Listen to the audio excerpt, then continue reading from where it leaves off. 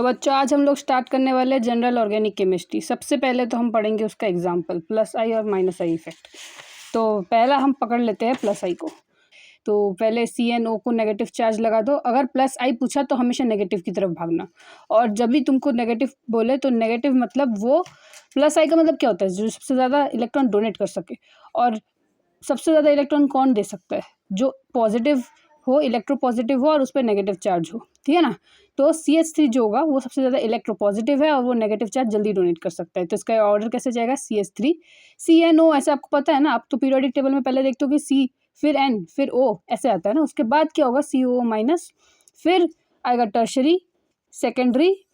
अब प्राइमरी में देखो, याद रखना, अब हाइड्रोजन के भी 3 पार्ट्स होते हैं ना। तो एक होता है ट्रिटियम, एक होता है ड्यूट्रियम, एक होता है हाइड्रोजन।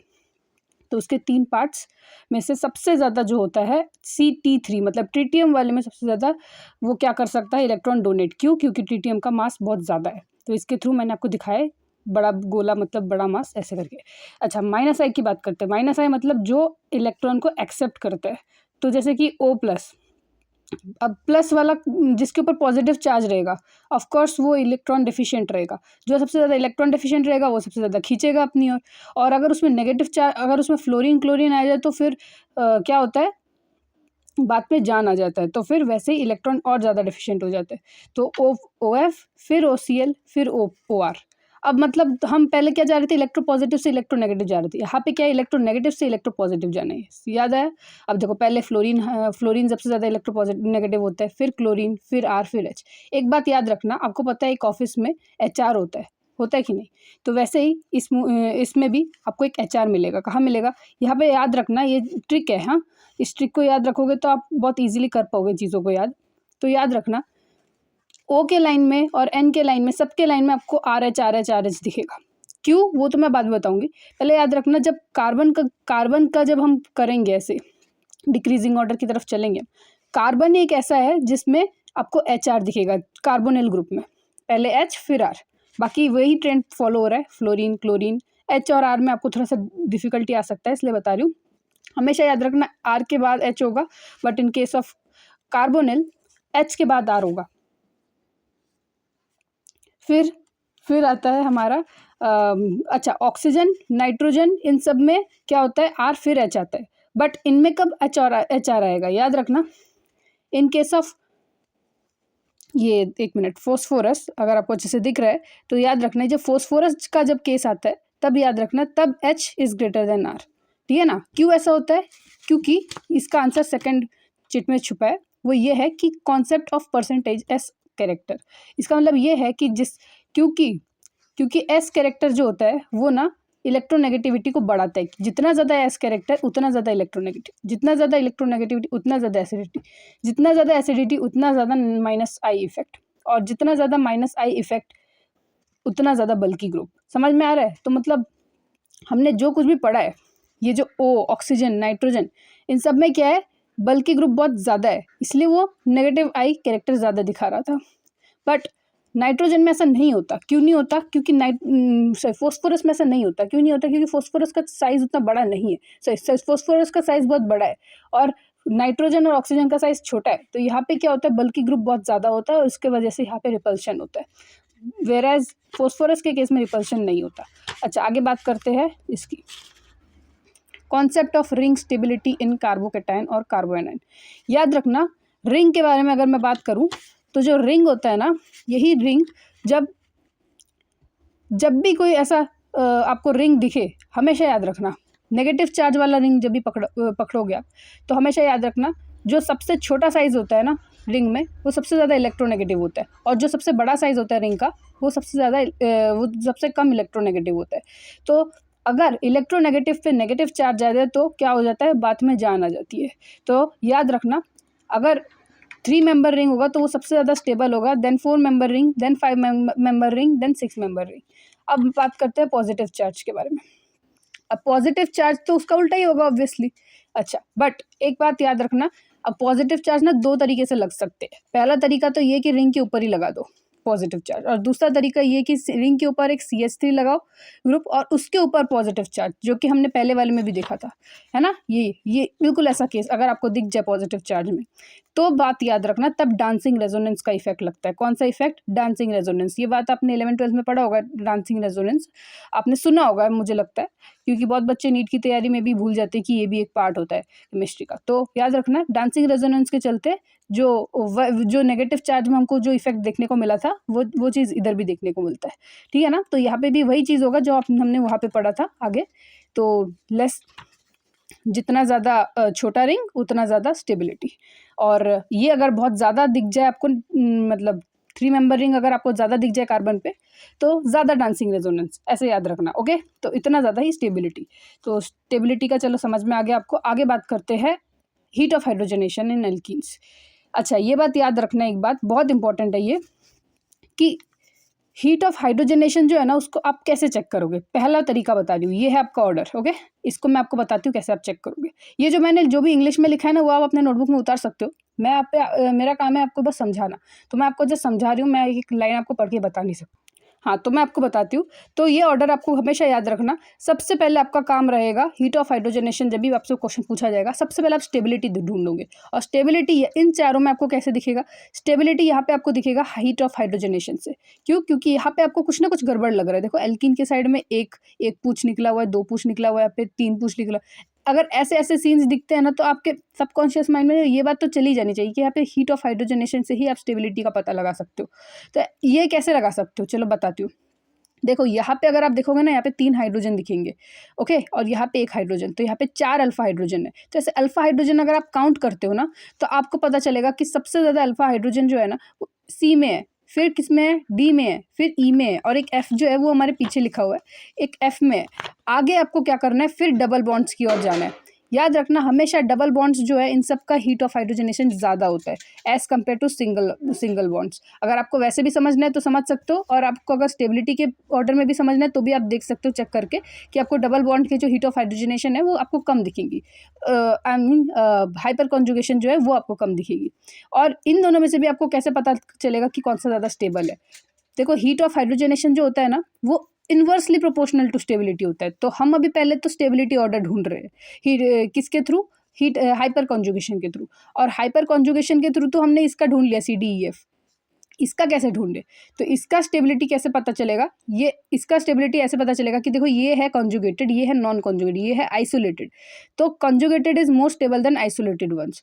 पर हीट ऑफ हाइड्रोजनेशन में क्या हो जाएगा? इसका उल्टा हो जाएगा। इसका उल्टा मतलब इन सब का उल्टा।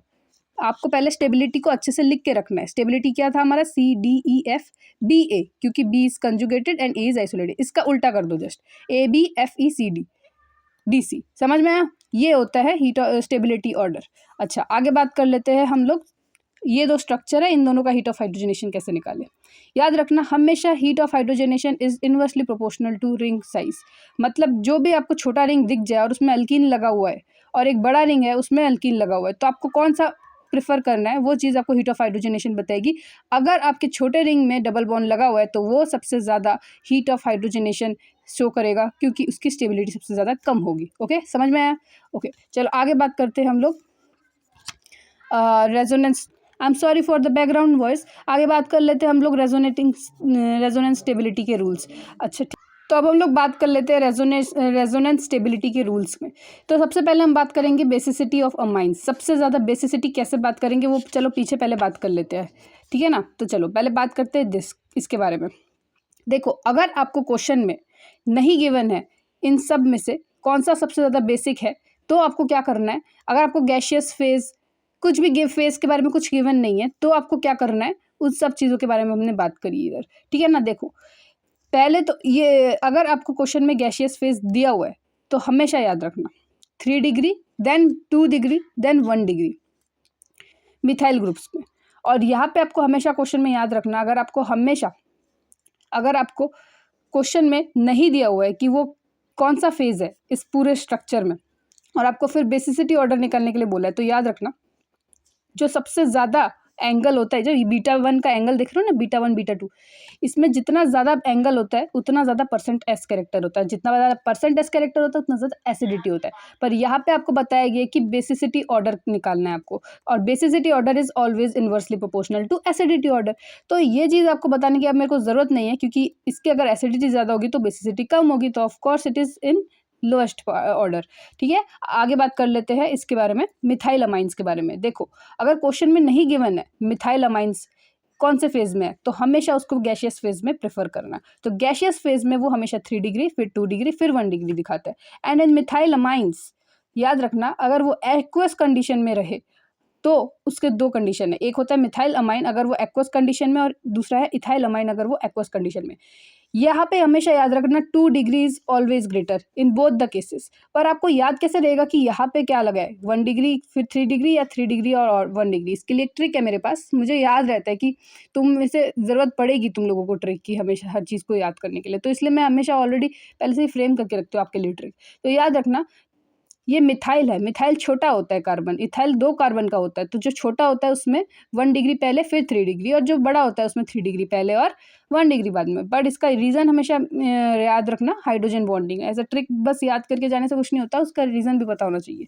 आगे बात कर लेते हैं हम लोग रेजोनेंस स्टेबिलिटी के रूल्स। तो पहला क्या रूल है कि आपको हमेशा याद रखना है, जब भी आपको क्वेश्चन में रेजोनेंस स्टेबिलिटी का ऑर्डर पूछेंगे तो हमेशा ऑक्टेट जो है ना वो हमेशा कंप्लीट होना चाहिए।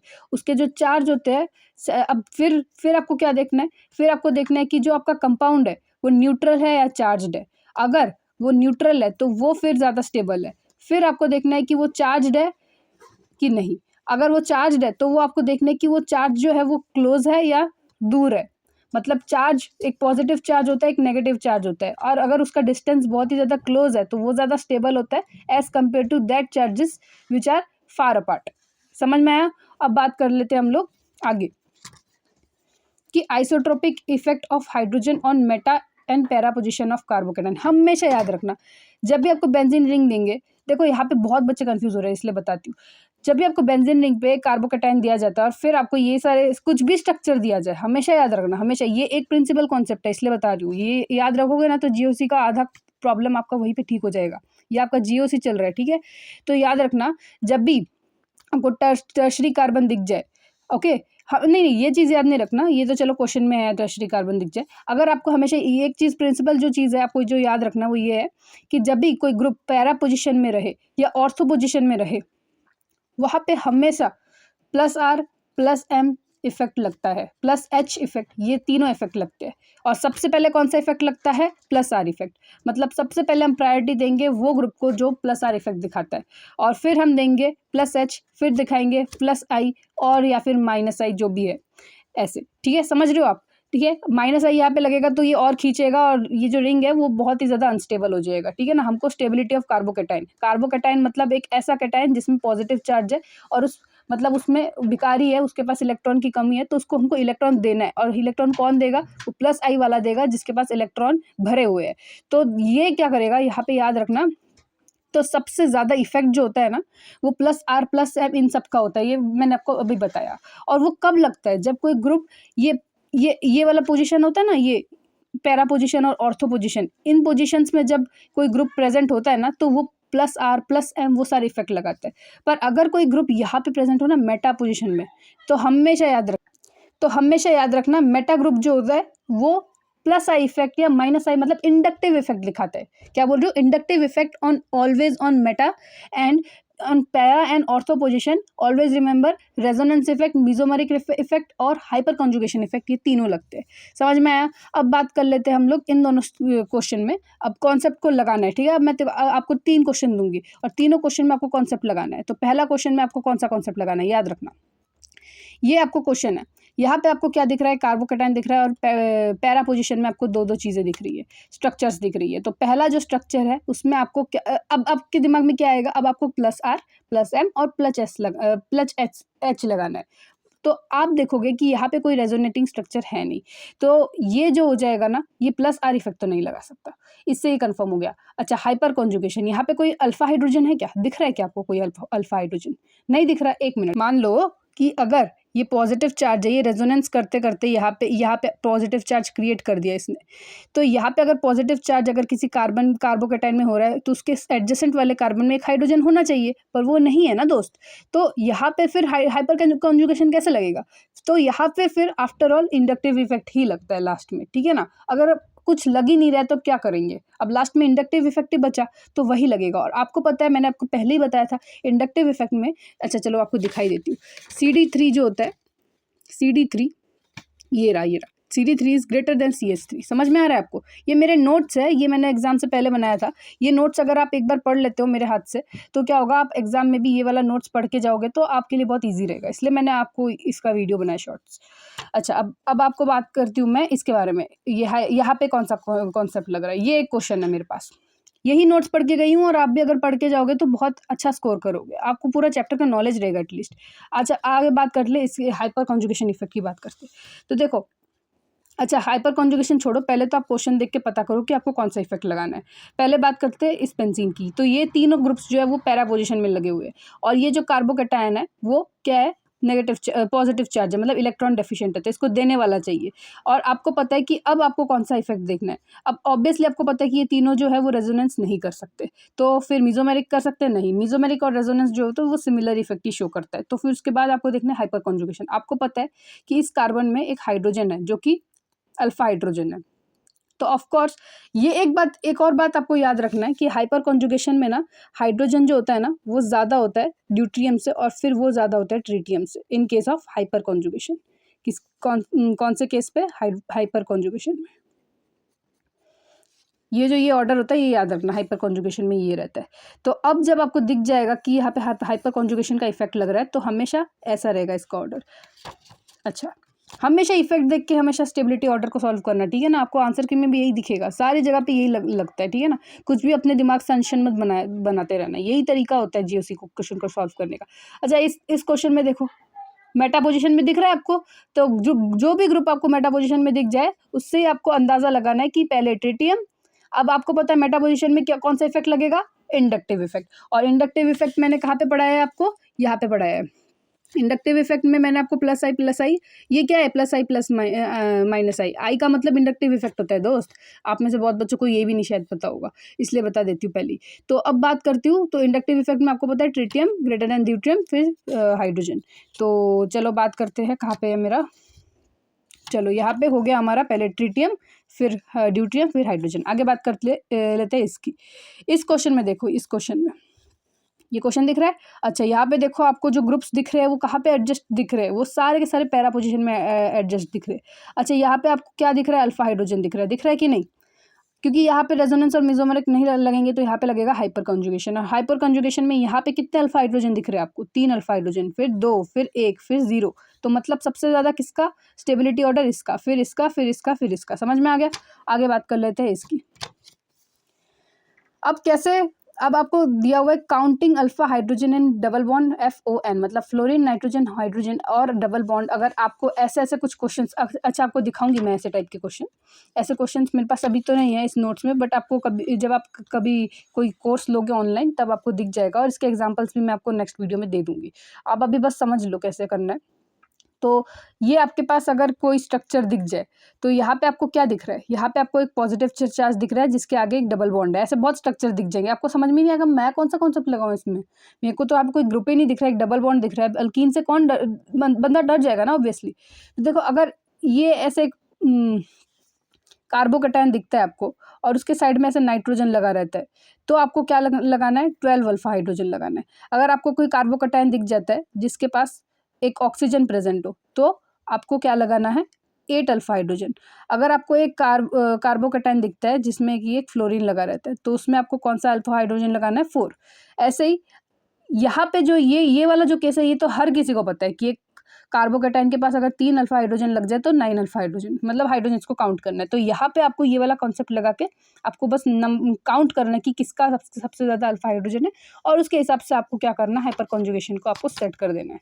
समझ में आया दोस्त? आगे बात कर लेते हैं। Cyclic arene is more. अच्छा, अगर आपको ये वाला स्ट्रक्चर दिख जाए, अच्छा ये वाला स्ट्रक्चर नहीं, ऐसे मान लो कि आपको ये क्वेश्चन दिया है, इस क्वेश्चन में आपको क्या दिया है? एक साइक्लिक और एक एसाइक्लिक कार्बन एनाइन दिया है, मतलब एक ऐसा कार्बन जिसपे कि एक नेगेटिव चार्ज है। तो हमेशा याद रखना, हमेशा साइक्लिक जो एनाइन होता है वो सबसे ज़्यादा स्टेबल होता है एक एसाइक्लिक एनाइन से।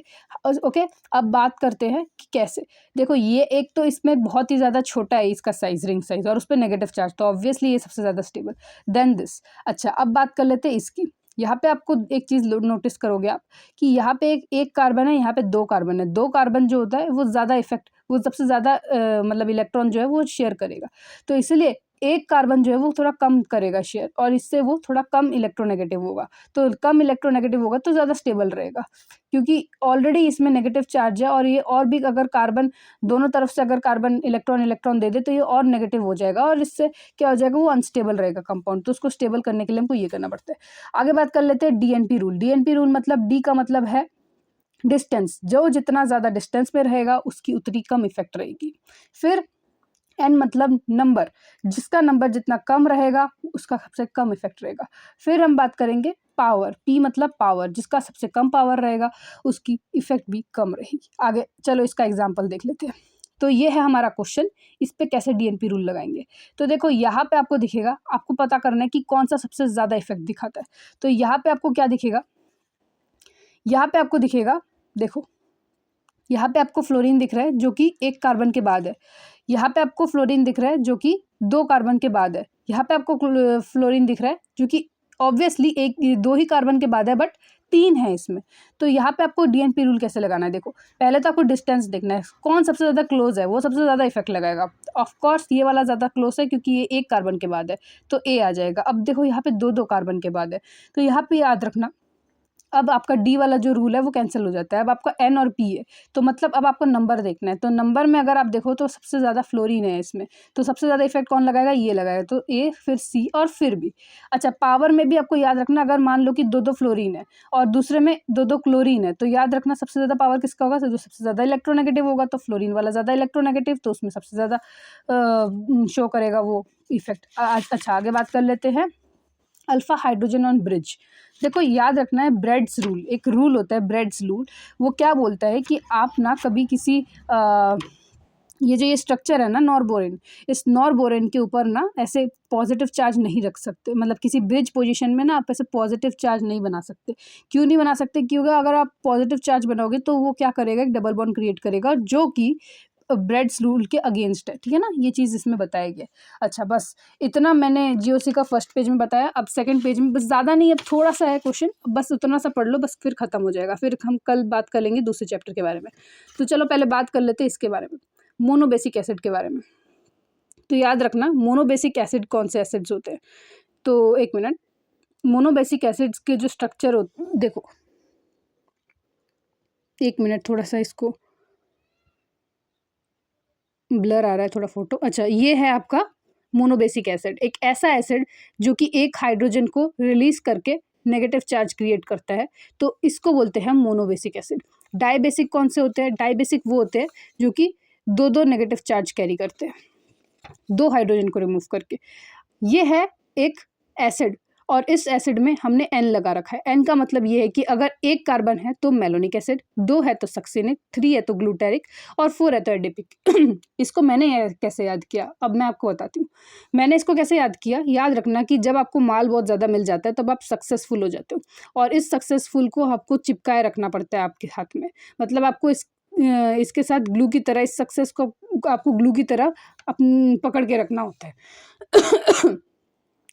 और इस चीज़ को ग्लू की तरह पकड़ के इसकी आदत बना लेनी चाहिए हमको। मतलब समझ लो, माल मतलब पैसा, ओके, सक्सेस मतलब सक्सेनिक मतलब सक्सेस, ग्लू मतलब ग्लूटेरिक मतलब उस सक्सेस से आपको चिपक के रहना है, और ये इस चीज़ की आपको क्या होनी चाहिए, आदत होनी चाहिए। तो एडिपिक ऐसे करके मैंने याद किया था। अगर आपको याद करने का कोई और मिल जाए तरीका तो आप वैसा भी कर सकते हो। तो चलो बात कर लेते हैं हम इसके स्टेबिलिटी का। तो याद रखना, जब ये वाला जो केस होता है ना, मोनोबेसिक का जब कोई केस होता है ना, तब याद रखना हमेशा कि यहाँ पे ना हाइड्रोजन बॉन्डिंग देखा जाता है। जितना आप साइज बढ़ाओगे ना उतना क्या होगा, ये दूर जाता रहेगा OH, और जितना ज़्यादा दूर जाता रहेगा उतना ज़्यादा हाइड्रोजन बॉन्डिंग क्या होती रहेगी, कम होती रहेगी। और इसके वजह से क्या होता है कि N1 जो होता है वो ग्रेटर होता है then N2, then N3 and then N4। अच्छा, इसको और अच्छे से मैं आपको एग्जाम्पल के थ्रू बताऊंगी, अभी बस इतना समझ लो।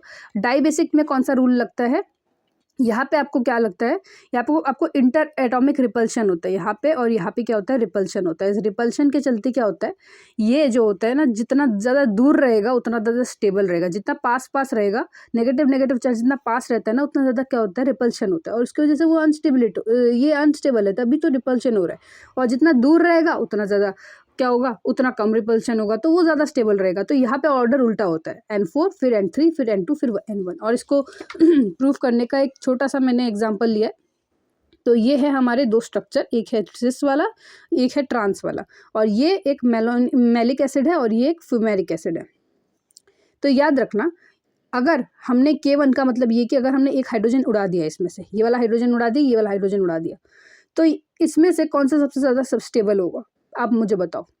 ऑफ कोर्स अगर इसमें से मैं एक हाइड्रोजन उड़ा दूंगी तो तो पहला कौन सा फैक्टर लगेगा, हाइड्रोजन बॉन्डिंग वाला फैक्टर लगेगा, है ना, हाइड्रोजन बॉन्डिंग वाला फैक्टर लगेगा। तो हाइड्रोजन बॉन्डिंग मतलब सबसे ज़्यादा क्लोज जितना ज़्यादा होगा उतना ज़्यादा हाइड्रोजन बॉन्डिंग और उतना ज़्यादा स्टेबल।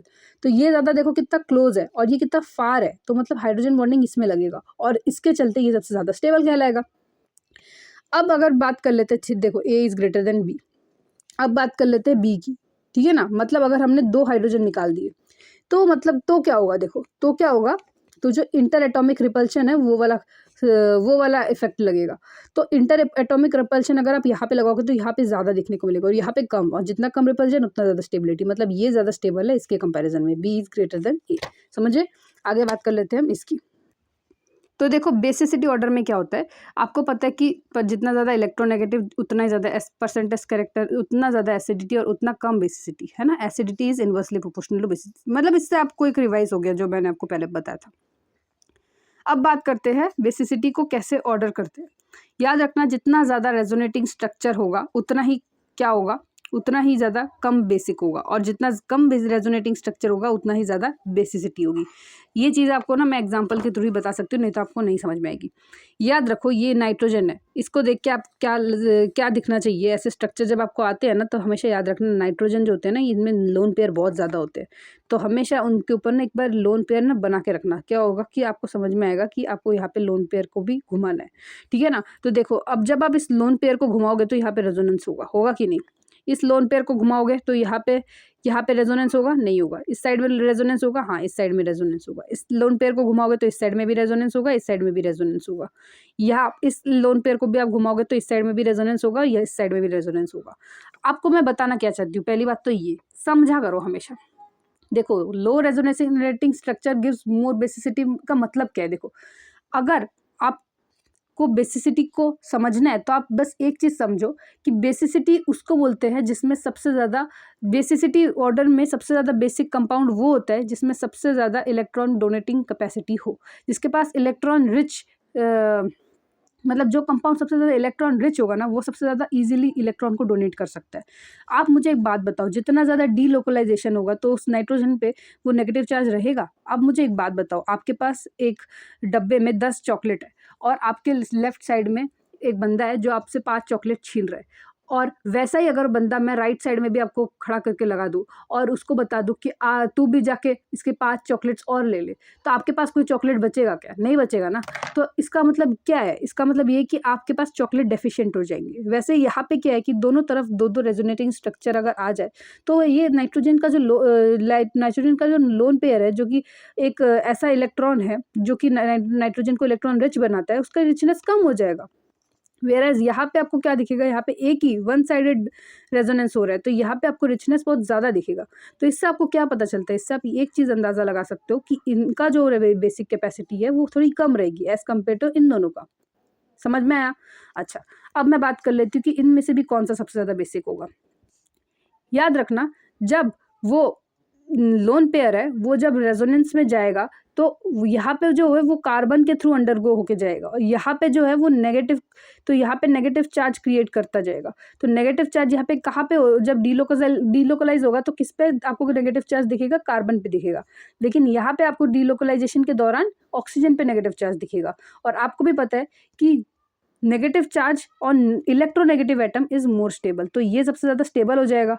और जो सबसे ज़्यादा स्टेबल हो जाएगा वो तो और छोड़ेगा ही नहीं, लीव ही नहीं करेगा अपना नेगेटिव चार्ज, वो पकड़ के रखेगा। और ये जो है ये थोड़ा अनस्टेबल रहेगा। किसी भी इलेक्ट्रोपॉजिटिव में अगर कोई नेगेटिव चार्ज रहे तो वो कितने ही देर तक अपने पास रखेगा, तो वो ट्राई करेगा कि वो दूसरे को शिफ्ट कर दे। तो इस तरह से यहाँ पे रेजोनेंस होता रहेगा, तो जिसके चलते नाइट्रोजन पे थोड़ा बहुत इलेक्ट्रॉन रहेगा, वेराइज यहाँ पे जो है थोड़ा कम रहेगा। यहाँ पे अब आपको वही चीज़ लगानी है। यहाँ पे आपको दिखेगा कि एक नाइट्रोजन कार्बन को भी दे रहा है, ऑक्सीजन को भी दे रहा है, तो ये थोड़ा सा ज़्यादा बेसिक होगा एज़ कम्पेयर टू दिस, क्योंकि ये वाला जो नाइट्रोजन है वो दोनों ऑक्सीजन को ही दे रहा है, तो दोनों ने पकड़ के रखा है, तो इस कार्बन में तो डीलोकलाइजेशन होगा ही नहीं। तो आपको इससे एक चीज़ पता चल रहा है कि A is more stable because delocalization takes place in with C, then B, then C, then D। समझ में आया? ऐसे आपको दोनों सबके रीज़न नीचे लिखे हुए मिल जाएंगे। आगे बात कर लेते हैं इसकी। ये जो स्ट्रक्चर है इसमें ना आप जब हाइड्रोजन आपको जब अगर पूछा जाए कि इसमें से सबसे ज़्यादा बेसिक कौन सा है, तो आप कैसे पता करोगे? देखो बेसिक और मतलब ये एक और तरीका है बेसिसिटी पता करने का। याद रखना, ये जो आपको अगर स्ट्रक्चर ऐसे दिया होगा तो आपको हमेशा क्या करना है, इन सब में ना हाइड्रोजन ऐड कर देना है।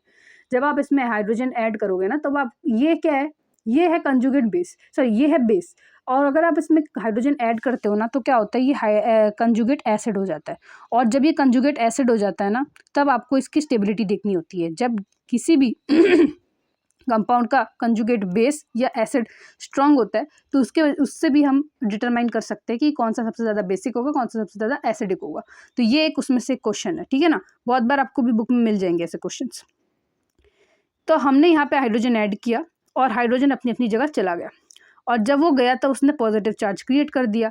अब इस पॉजिटिव चार्ज को जो सबसे ज़्यादा स्टेबलाइज कर देगा वो सबसे ज़्यादा अच्छा कंजुगेट एसिड होगा, और जो सबसे ज़्यादा कंजुगेट एसिड होगा उसका जो बेस होगा वो सबसे ज़्यादा स्ट्रॉन्ग होगा। तो आपको पता है कि यहाँ पे जो यहाँ पे दो NH2 है जो कि ईजिली इलेक्ट्रॉन को डोनेट करके प्लस R के थ्रू यहाँ पे क्या करेगा, इस नाइट्रोजन को स्टेबल बनाएगा।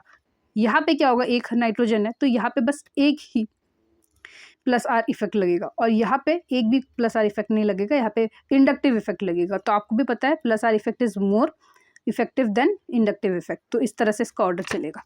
आगे एक और तरीका है, आप डिटरमाइन कर सकते हैं बेसिसिटी को, तो वो इसका ऑर्डर मैं आपको दिखाती हूँ। देखिए बेसिसिटी को डिटरमाइन करने का ऑर्डर यहाँ, ये मैं थोड़ा सा आगे निकल रही हूँ। यहाँ पे याद रखना, ये आपके पास 3 स्ट्रक्चर दिए हुए हैं। यहाँ पे ये 3 ही तरीका है बेसिसिटी ऑर्डर को डिटरमाइन, इससे ज़्यादा पढ़ने की आपको ज़रूरत नहीं है, बस आपको ये कॉन्सेप्ट याद रखना है, आप सारे क्वेश्चन बन जाएंगे। तो ये है आपके पास 3 स्ट्रक्चर, आपको बताना है कि इसमें से सबसे ज़्यादा बेसिक कौन है। याद रखना, जो सबसे ज़्यादा कम, जिसमें सबसे ज़्यादा कम परसेंट S कैरेक्टर होता है वो सबसे ज़्यादा बेसिक होता है। अभी आपको मैंने पढ़ाया था। तो इससे आपको क्या पता चलेगा कि sp3 जिसमें सबसे कम S कैरेक्टर है, देन sp2 देन sp। आपको ये बात पता है sp में 50% S कैरेक्टर होता है, तो sp2 में थोड़ा कम होगा क्योंकि उसका थोड़ा सा परसेंट p लेके जा रहा है, और यहाँ पे और भी थोड़ा p लेके जा रहा है, तो परसेंट S कैरेक्टर जो है sp3 में कम होता है। तो अगर परसेंट S कैरेक्टर इसमें कम हुआ तो ये सबसे ज़्यादा बेसिक, और उसके बाद sp2 वाले बेसिक। अच्छा, अब sp2 दो दिख रहे हैं आपको, अब इसमें से भी आपको कौन सा सिलेक्ट करना है। याद रखना हमेशा, जब भी कोई बेंजीन रिंग हो और उसमें नाइट्रोजन या कोई भी ग्रुप ऐसे अटैच्ड हो और उसके जस्ट साइड में ऐसे डबल बॉन्ड बन जाए और यहाँ पे एक को छोड़ के डबल बॉन्ड बन रहा है, ये तो आपको पता है कि ये कंजुगेटेड है, पर याद रखना ये वाला कभी कंजुगेटेड होता नहीं है। बहुत लोग ना ऐसे एक स्ट्रक्चर है पिरिडीन, उसको भी देख के सोच लेते हैं कि वो भी क्या है, ये देखो पिरिडीन है, ये देखो पिरिडीन, और ये क्या है पिरिडीन नहीं है। बट अगर इसमें एक पायरोल बनता है एक साइड में पिरिडीन, अगर आपको क्वेश्चन में कभी आ जाए, मान लो ये यहाँ पे 5 मेंबर रिंग है ये, और यहाँ पे बिग डबल बॉन्ड है, यहाँ पे बिग डबल बॉन्ड है, तो एक पिरिडीन और आपको पायरोल दिया जाए और आपको फिर बताया जाए कि इन दोनों में से बेसिसिटी ऑर्डर किसका सबसे ज़्यादा है, तो आप क्या करोगे, तब आपको ये वाला ही कंसेप्ट लगाना है कि कौन सा सबसे ज़्यादा डीलोकलाइज्ड है। याद रखना, जब भी किसी नाइट्रोजन या किसी भी ऐसे कंपाउंड है इधर और उसके साइड में ऐसे डबल बॉन्ड लग जाता है, तो वो कभी डीलोकलाइज्ड नहीं होता, वो हमेशा लोकलाइज्ड रहता है।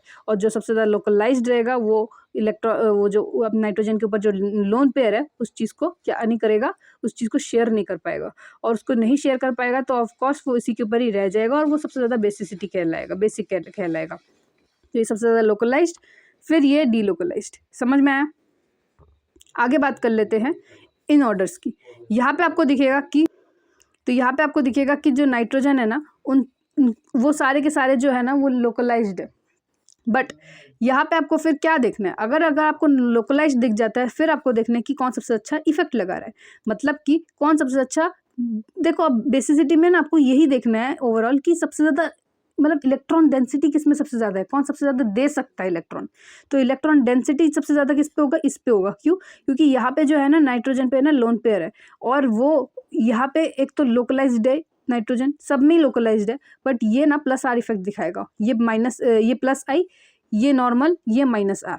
मतलब ये जो है थोड़ा सा इलेक्ट्रॉन विड्रॉइंग टाइप का है, ये थोड़ा सा इलेक्ट्रॉन डोनेटिंग टाइप का है। और कौन सा, उसमें भी प्लस आर वाला, तो उसमें भी महारथी है। तो सबसे ज़्यादा क्या है, इलेक्ट्रॉन रिच चाहिए, और सबसे ज़्यादा इलेक्ट्रॉन रिच होने के चलते ये सबसे इसमें इसके पास बहुत ज़्यादा इलेक्ट्रॉन्स अवेलेबल है पार्टिसिपेट करने के लिए, that's why it is more basic. अब आगे बढ़ते हैं हम लोग इस स्ट्रक्चर में देखते हैं। हाँ, इस स्ट्रक्चर में अगर आप देखें तो आपको दिखेगा कि यहाँ पे भी आपको सबसे पहले sp3 दिख जाएंगे, फिर sp2 दिख जाएंगे, sp2 में भी एक लोकलाइज्ड और एक डीलोकलाइज्ड, और फिर आपको दिख जाएगा ये। यहाँ पे आपको थोड़ा सा कन्फ्यूजन हो सकता है, ये भी डीलोकलाइज्ड है, ये भी डीलोकलाइज्ड है, क्यों है? अब आप मुझे बोलेंगे कि भाई नाइट्रोजन के तो साइड में एक डबल बॉन्ड लगा है, बट ये नाइट्रोजन के साइड में नहीं लगा है, ये जो नाइट्रोजन है ना ये कार्बन के साथ अटैच्ड है, ये NH2। समझ में आ रहा है आपको? तो ये जो है ना ये करेगा, यहाँ पे पूरा डीलोकलाइजेशन करेगा। पर इसमें और इसमें क्या फ़र्क है पता है?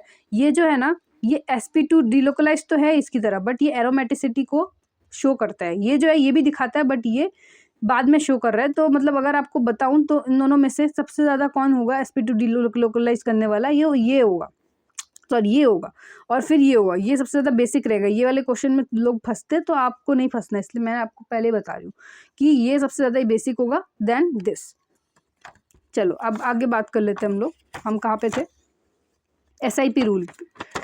तो देखो SIP रूल क्या होता है? Steric inhibition protonation rule. ये एक ऐसा रूल है जो हमको ये बताता है कि जो ये NH3 है और मतलब अगर आपके पास 1,3 ट्राई सब्सटीट्यूटेड कार्बन है, तो आपको हमेशा याद रखना है उसमें से जो एक, उसमें ये देखो 1 2 3 ये ट्राई सब्सटीट्यूटेड कार्बन है, मतलब 3 जगह पे सब्सटीट्यूशन दिख रहा है आपको। यहाँ पे भी देखो 1 2 3।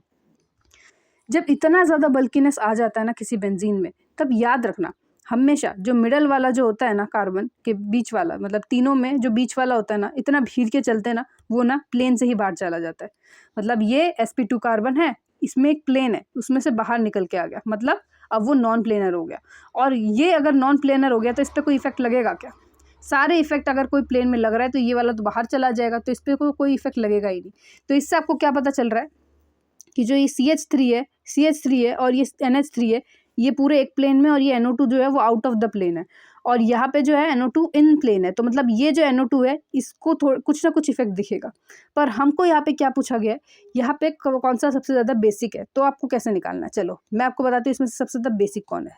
अब आप कैसे निकालोगे? देखो यहाँ पे आपको एक चीज़ दिखेगा, यहाँ पे NO2 जो है ना वो इलेक्ट्रॉन विड्रॉइंग ग्रुप होता है। अगर आपको नहीं पता तो मैंने आपको पहले ही बता दिया था -I वाले ग्रुप में कि ये इलेक्ट्रॉन विड्रॉइंग ग्रुप है, बट याद रखना कि ये -I के साथ साथ -R वाला इफेक्ट भी दिखाता है। तो -R इफेक्ट इसमें ज़्यादा काम करेगा क्योंकि ये ऑर्थो पोजीशन में है, आपको बताया था मैंने। तो यहाँ पे जो है यहाँ पे प्लस -R इफेक्ट यहाँ पे अप्लाई होगा, उसके सारे के सारे जो भी इलेक्ट्रॉन्स है वो अपनी ओर वो खींचेगा NH2 के। और यहाँ पे क्या होगा, यहाँ पे नहीं खींच पाएगा। क्यों? क्योंकि ये आउट ऑफ द प्लेन है, तो इस पे वो इफेक्ट लगेगा ही नहीं इस NH2 पे। तो ये सबसे ज़्यादा बेसिक होगा एज़ कम्पेयर टू दिस। अब बात कर लेते हैं इसकी। इसमें क्या होता है दोस्त, इसमें ना रेजोनेंस डीलोकलाइज्ड है या लेस बेसिक है, ये चीज़ आपको पता चलेगा। देखो यहाँ पे भी आपको वही मैंने बताया, मानो कि यहाँ पे मैंने वही बताया कि इसमें से आपको बेसिक ऑर्डर निकालना है। तो याद रखना कि यहाँ और यहाँ जो बेसिक ऑर्डर है वो इसका ज़्यादा होगा as compare to this. I am sorry, देखो यहाँ पे आपको एक चीज़ दिखेगा कि यहाँ पे जो है वो रेजोनेंस जो है यहाँ पे नहीं हो रहा, तो ये जो है वो लोकलाइज्ड रहेगा।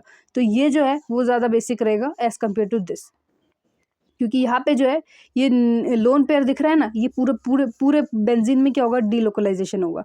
और क्योंकि ये आउट ऑफ द प्लेन है तो ये जो है ये डीलोकलाइजेशन नहीं कर पाएगा। समझ में आ रहा है? और ये जो है ये डीलोकलाइजेशन कर पाएंगे। तो इससे आपको ऐसे आपको डराने के लिए क्वेश्चन आ सकता है कि इनमें से सबसे ज़्यादा बेसिक कौन है। आप सबसे ज़्यादा NO2 देख के इसी को टिक कर दो कि ये सबसे ज़्यादा बेसिक है। ऐसा मत करना, हमेशा याद रखना NO2 ज़्यादा होने का मतलब ये नहीं होता कि ज़्यादा इलेक्ट्रॉन विड्रॉइंग है तो वो कम बेसिक होगा। नहीं, NO2 होने का मतलब उसको ये भी देखना है कि वो ट्राई सब्स्टिट्यूटेड कार्बन में अटैच्ड है। अगर वो ट्राई सब्स्टिट्यूटेड में है तो उसके बीच वाले को निकाल दो, ऊपर कर दो, और फिर देखो कि सबसे ज़्यादा बेसिक कौन है। तो आपको यही दिखेगा कि ये जो है ये डीलोकलाइजेशन नहीं कर रहा, क्योंकि अगर ये आउट ऑफ द प्लेन आ जाएगा, मान लो निकल के आएगा जब, तब वो बेंजीन को कैसे दे पाएगा अपने नए लोन पेयर्स। वेरएज ये जो है अपने सारे लोन पेयर्स को दे देगा, क्योंकि ये एक ही प्लेन में है, तो ये जो है नहीं दे पाएगा। तो ये आउट ऑफ द प्लेन में है, तो फिर ये इसके पास ही रह जाएगा लोन पेयर। ठीक है, तो ये सबसे ज़्यादा बेसिक रह जाएगा। समझ में आ रहा है आपको? अच्छा, अब लास्ट SIR इफेक्ट है, उसके बाद और कुछ नहीं है। ये जो है मैंने बस क्वेश्चन नंबर लिखा है। ये ऐसे क्वेश्चंस थे जो मुझे क्वेश्चन मतलब जब मैंने नोट्स बनाए थे उनमें मुझे डाउट हो रहे थे, तो इसलिए मैंने वो क्वेश्चंस लिखे थे। वो आपके काम का नहीं है, बट मैं यहाँ पे आपको बता रही हूँ SIR इफेक्ट और ऑर्थो इफेक्ट के बारे में। याद रखना, SIR इफेक्ट वही होता है, बट ये जो इफेक्ट होता है, ये इफेक्ट लगता है आपके कार्बोक्सिलिक एसिड में। जब भी किसी बेंजीन के ऊपर एक COOH मतलब बेंजोइक एसिड, आप ये बेंजोइक एसिड पे ये वैलिड है, जब भी किसी बेंजीन के ऊपर COOH ग्रुप लगे तो हमेशा याद रखना उसका जो ऑर्थो पोजीशन होता है वो सबसे ज़्यादा एसिडिक होता है। अगर कोई भी ग्रुप COOH के साइड में अगर वो इलेक्ट्रॉन डोनेटिंग या इलेक्ट्रॉन विड्रॉइंग ग्रुप हो, तो वो क्या इफेक्ट शो करता है? तो वो SIR इफेक्ट शो करता है। और उसके चलते वो जो ग्रुप होता है, वो जो कंपाउंड होता है, वो बहुत ही ज़्यादा एसिडिक बन जाता है। फ़र्क नहीं पड़ता उसमें इलेक्ट्रॉन डोनेटिंग ग्रुप हो या इलेक्ट्रॉन विड्रॉइंग ग्रुप हो, मतलब कुछ भी ग्रुप यहाँ पे लगा दो। अगर उसमें क्या होता है, अगर वो ऑर्थो पोजीशन में है COOH के, मतलब ये देखो, ये ऑर्थो पोजीशन, ये मेटा पोजीशन, ये पैरा पोजीशन में, अगर वो ऑर्थो पोजीशन में है तो वो सबसे ज़्यादा क्या दिखाएगा? SIR इफेक्ट दिखाएगा। और ड्यू टू दिस वो जो होगा सबसे ज़्यादा कंपाउंड जो होगा सबसे ज़्यादा एसिडिक होगा। ये चीज़ मैंने यहाँ पे इंग्लिश में लिख रखा है, याद रखना। यहाँ पे कौन सा इफेक्ट लगता है, कैसे, क्यों, मतलब रीज़न क्या है यहाँ पे? देखो रीज़न ये है कि जो CO में अगर आपको ये जो दिख रहे हैं ना नेगेटिव चार्ज, इसमें रिपल्शन होता है। आपको भी बताया था मैंने कि यहाँ पे डाइबेसिक एसिड में भी रिपल्शन का कॉन्सेप्ट लगता है। और ड्यू टू दिस रिपल्शन ये चाहता है कि अपने आप को जितना ज़्यादा दूर रख सके। ये दो जो कार्बन के पास जो 2 ऑक्सीजन है ना, वो अपने आप से दूर रखना चाहता है। तो वो दूर कैसे रखेगा? अगर यहाँ पे कोई इलेक्ट्रॉन विड्रॉइंग ग्रुप रह जाए, यहाँ पे कोई इलेक्ट्रॉन विड्रॉइंग ग्रुप या कोई भी इलेक्ट्रॉन डोनेट, मतलब कोई भी ऐसा ग्रुप लग जाए, तो ये तलाश करेगा कि कैसे मैं इस ग्रुप के साथ दोस्ती कर लूँ जिससे मैं इस अपने घर के मामले से, अपने घर के झमेले से दूर रहूँ। बहुत लोग होते हैं ना अपने घर के झमेले से दूर रहने के लिए कॉलेज आ जाते हैं। बहुत लोगों का पर्पस ऐसा रहता है, अगर आपको नहीं भी पता तो आपको बता दूँ। तो ऐसे ही घर के इंटरनल मैटर्स से दूर होने के लिए वो एक्सटर्नल मैटर्स को ढूंढते हैं, और वो उनको फ़र्क नहीं गिरता कि वो कौन है, ठीक है ना। तो वो इलेक्ट्रॉन विड्रॉइंग ग्रुप भी हो सकते हैं, इलेक्ट्रॉन डोनेटिंग ग्रुप भी हो सकते हैं। तो वो ऐसे बाहर अपना प्यार ढूंढने की कोशिश करते हैं। आगे बात कर लेते हैं इसके एग्जांपल्स। जैसे कि आपको ये 4 एग्जांपल जैसे कि आपको 4 ग्रुप दिख रहे हैं, उसमें से आपको कैसे पता चलेगा कि कौन सा कितना ज़्यादा इफेक्ट शो कर रहा है? याद रखना, जितना ज़्यादा बल्की ग्रुप होगा उतना ज़्यादा क्या होगा? H बॉन्डिंग ज़्यादा होगा। हाइड्रोजन बॉन्डिंग का कॉन्सेप्ट लगता है यहाँ पे बेसिकली, बट यहाँ पे हाइड्रोजन है नहीं, तो यहाँ पे आपको हाइड्रोजन बॉन्डिंग का कॉन्सेप्ट नहीं लगाना है। यहाँ पे आपको बल्कीनेस का कॉन्सेप्ट लगाना है। जितना ज़्यादा बल्कीनेस उतना ज़्यादा ऑर्थो ग्रुप, क्योंकि उतना ज़्यादा वो अट्रैक्शन करने के लिए वो काबिलियत रखता है। क्योंकि आपको भी पता है कि जितना ज़्यादा बल्की ग्रुप होगा उतना ज़्यादा -I कैरेक्टर होगा, और जितना ज़्यादा -I मतलब उतना ज़्यादा वो कार्बन को अपनी ओर क्या करेगा? खींचेगा। और यहाँ पे क्या होता है? यहाँ पे देखो, यहाँ पे आपको दिखेगा कि ये ज़्यादा बल्की है, इसी को ले लेता हूँ मैं, इसी को बढ़ा देता हूँ मैं, इसको ज़्यादा मान लेता हूँ प्रायोरिटी। नहीं। यहाँ पे मैंने आपको क्या बताया कि पहले आपको हाइड्रोजन दिखना है, यहाँ पे हाइड्रोजन बॉन्डिंग का कॉन्सेप्ट लगता है। तो यहाँ पे आपको दिखेगा कि यहाँ पे हाइड्रोजन है, तो यहाँ पे हाइड्रोजन घट रहे हैं, तो मतलब पहले तो आपको ये देखना है कि हाइड्रोजन अगर घट रहा है तो फिर मैं क्यों इसकी तरफ जाऊँ? बल्कीनेस, पहले आपको हाइड्रोजन को प्रायोरिटाइज करना है, फिर आपको बल्कीनेस को प्रायोरिटाइज करना है। तो सबसे ज़्यादा हाइड्रोजन यहाँ पे है, तो इसके चलते ही ज़्यादा एसिडिक, देन दिस। अच्छा, अब हमारा लास्ट इफेक्ट आता है, जिसमें कि वही हमारा SIP जो हमने एनिलिन में देखा था, वही चीज़ हम यहाँ पे देखेंगे। यहाँ पे क्या है? ऑफ कोर्स वही सेम कॉन्सेप्ट है। 1 2 3 ट्राई सब्स्टिट्यूटेड में जो बीच वाला जो होता है वो आउट ऑफ द प्लेन चला जाएगा। अब यहाँ पे आप मुझे एक बात बताओ, अगर कोई carbocation out of the plane चला जाता है, तो आप मुझे एक बात बताओ, या इसको स्टेबलाइज करने वाला कोई बंदा होगा? ऑफ कोर्स नहीं होगा। वो जो था वो इलेक्ट्रोपॉजिटिव था, वो जो था वो NH3 था, और वहाँ पे जो था वहाँ पे हमको चाहिए था कि कोई ऐसा कंपाउंड है वो आउट ऑफ द प्लेन रहे सो दैट वो अपना इलेक्ट्रॉन जो है किसी को दे ना सके। पर इसमें क्या है, ये कार्बोकैटायन जो है ना, ये बहुत ज़्यादा अनस्टेबल है। हमको यहाँ पे स्टेबिलिटी ऑफ कार्बोकैटायन देखना है। तो आप मुझे एक बात बताओ, अगर कोई कार्बोकैटायन ऐसा आउट ऑफ द प्लेन रहेगा तो उसको कौन बचाने के लिए आएगा? नहीं बचा सकता ना। हाँ, अगर वो प्लेन के अंदर रहेगा तो उसको बचा सकता है। आप मुझे एक बात बताओ, अगर कोई बंदा है वो किसी प्रॉब्लम में है और वो इंडिया में है, तो आप उसको अच्छे से हेल्प कर पाओगे, या फिर कोई बंदा ऑस्ट्रेलिया में है तो आप उसको अच्छे से हेल्प कर पाओगे? मतलब मैं एक एग्जांपल दे के ऐसे पूछ रही हूँ। तो मतलब समझो ना बात को, कि मतलब ये ज़्यादा क्या है, आई एम सॉरी, ये ज़्यादा स्टेबल है दैन दिस, क्योंकि ये सबसे ज़्यादा बल्कि है, यहाँ पे ज़्यादा कार्बन है, तो ये क्या करेगा, स्टेबल, ये इसको ज़्यादा से ज़्यादा क्या करेगा, आउट ऑफ द प्लेन भेजने की कोशिश करेगा, और ये आउट ऑफ द प्लेन रहने के चलते कम स्टेबल रहेगा as compare to this, as compare to this, as compare to this. मैंने इसका उदाहरण लेके आपको बता दिया, बट एक्चुअल में अगर आपको इसके साथ ये वाले ग्रुप्स भी दिख जाए तो आपको भी पता है कि आपको कौन सा सिलेक्ट करना है। तो आप इतना तो समझदार हो ही। तो इसके साथ साथ आपका GOC जो है वो कंप्लीट होता है, एंड 45 मिनट्स में आपका पूरा GOC हो गया है ओवर।